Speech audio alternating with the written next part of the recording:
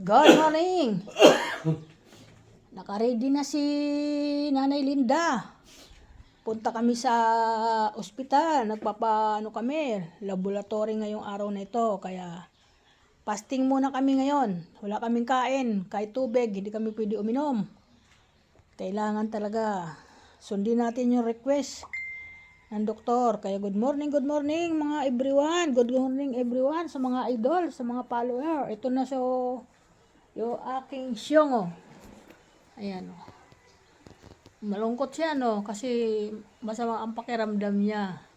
Hindi masyado siya masigla. Pero okay na rin naman siya. Ayan, ganyan siya. Update ko lang sa inyo na, ayan, maulan pa naman ngayon. Maambon ba? Ayun, oh, maulan. Kaya, Ha? maulan. Magdadala ka ng payong. Ayun, may payong dyan nakaredy. Ayan, kaya ayan. Pangit naman ng payong na yan. Wala bang iba? Eh, meron ako isang payong yung nahirapan itiklop. Kaya yan na lang kasi para hindi ka mabasa. Iyon ang gagamitin ko, yung isa. Yan. Layo Hello. palalakarin natin. Diyan. Kakaubo na naman ako dyan. Hindi, ipahatid kita kay Daryl. Hindi ba si Darren? Andiyan si Daryl. Para di ka na maglakad. Yan, si Shongo. Ay, malayo daw yung lalakarin niya. Mukhang hindi niya kakayanin. Inihingal nga daw siya. Madali siyang mapagod. Yan. Sabi ko, nandyan naman yung manugang ko. Magpahatid ka na lang kasi nandyan naman yung motor niya. Ikaw, di ka naman pwede magmotor. Sana, kotse na lang tayo eh. Yan, thank you. Ang ulan eh. Good morning mga idol. Thank you so much. Tapos, hindi ko alam. Kahapon kasi kinukontak ko yung driver namin. Umalis daw.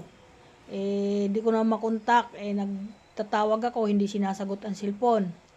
Kaya hindi kami nagkakuha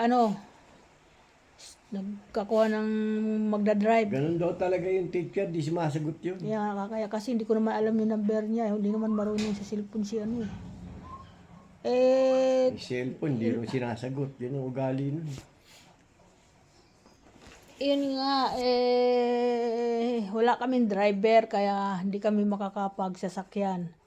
Kaya yan, tiis lang. Kayang-kaya yan. Basta kumapit ka lang.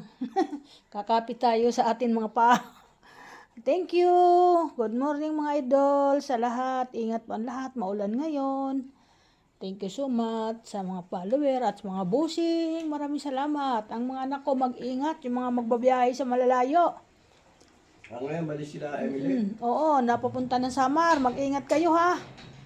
Atan, mag-ingat. Huwag kayo masyado mabilis magpatakbo. Kasi mag-aalok sa kanila. Si Emily na. Ba't marunong ba mag-alok Oo, yun? marunong. Marunong na yun. Ahinti na yun eh. Yung practice na yun eh. Oh, yan. Marunong mali. Training na yun. Kaya yan. Papunta sila ng Samar ngayon. Yung isa kong anak doon, papuntang Samar. Doon silang magdi-deliver.